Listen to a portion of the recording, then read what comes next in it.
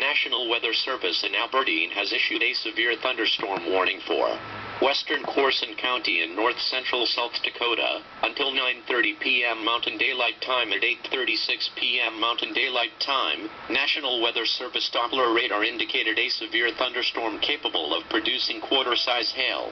This storm was located 14 miles southwest of Thunderhawk, or 57 miles north of Faye, moving east at 40 miles per hour. The severe thunderstorm will be near Thunderhawk around 8:50 p.m. Mountain Daylight Time, KELDRON around 9 p.m. Mountain Daylight Time, MORRISTOWN around 9:05 p.m. Mountain Daylight Time, WATAUGA around 9:15 p.m. Mountain Daylight Time.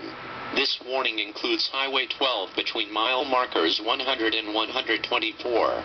Severe thunderstorms produce damaging winds in excess of 60 miles per hour, large hail, deadly lightning, and very heavy rain. For your protection, seek shelter in a sturdy structure until the storm has passed.